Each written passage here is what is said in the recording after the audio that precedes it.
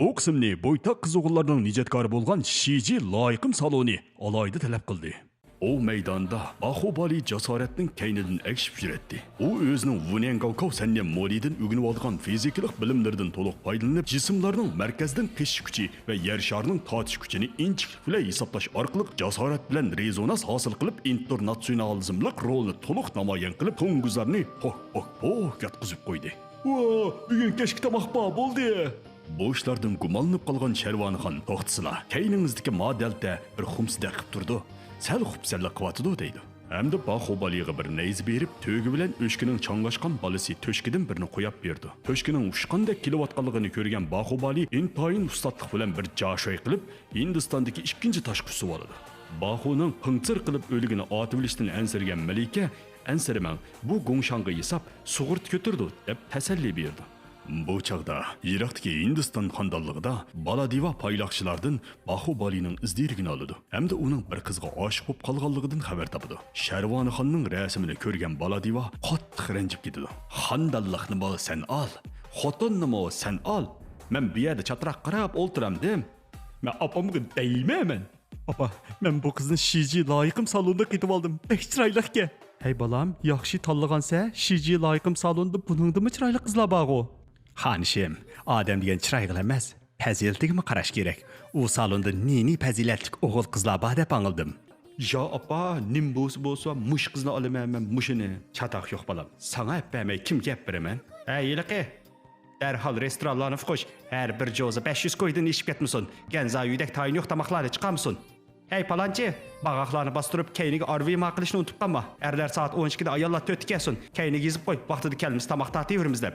Hey pistanchi, ma pichoqni bilib kel. Qalni qiynab qo'ysa xunmaydi. Qag'ininglar, uylarni tozalab, pollarni surtib tayyor turinglar.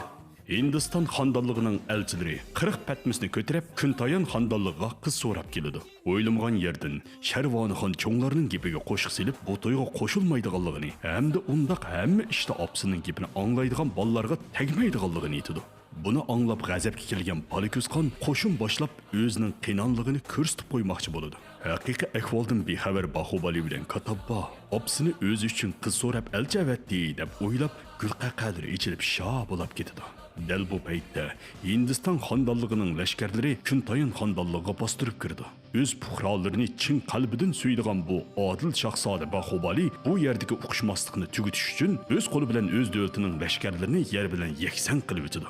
Bu chaqda jasorat o'zining vakolatchilarini yig'ib, yuqorqi qavatdagi bovshangda panus saloniga e'lon bermoqchi bo'lgan yangi mahsulotni tunishtirib o'tadi. Voy, ya budirchash. Ammo haqiqat vaqtida keldingmi? Diyorchangga payzing bormi? Erkakdek bir ish qila. O'g'il bola degan bundaq vaqtda oldingi safda bo'lish kerak. Shamshiringni olg'in hamshirim. Tutayman mening otimiras shamshirimni. Bahubali o'zining uzun yildan yoqi yenidan ayrilmagan shamshirni jasoratga berdi. Hamda quyrug'ini xoda qiladi. Va bu qalam turashganga olmoqlamdim yo qalam ushlamdim buningda. To'satdan kelgan dushmanlar buni taraf-tarafdan qo'rshib oladi. Jasoratning qo'lidagi bu pichoq ajoyib sirliq pichoq bo'lib, dushmanlar kayni-kaynidan kelib bu pichoqning ustida yetib berdi. Yana bir tarafda bo'lsa, bizning Qaysar Sharvonxon Xo'yini tanlab chingli bingshan qilib atdi. Bahubali bo'lsa yana kelib, "Ey jonim, bu o'ynishingiz xato. Boshda lenjov atimiz, ondan tajov ochimiz. Taji uchrab qolsa, qo'ngni qisib qochimiz." Bu esnada Sharvonxon Bahubalining to'xtamay otgan o'qlarga qarab, uningga kuyab qoladi. Darvaqa, hech qanday bir qiz buningda kayni-kayndan atalaydigan bolalarga ko'ymay tura olmaydi. Yaxshi, mayoq keling, qo'saqni yig'ib maydonga ko'tiramiz, tatib, bachku, mana tagdi. Shuncha kasash emasmi? Dushmanlari kayni-kayndan bostirib kelishga boshlaydi. Davomini ko'makchi bo'lsangiz, panus saloniga kiring. Salon nomi boshpat yizig'liq. Bir qo'y to'lab ko'ramishdi. Qovg'amni egib.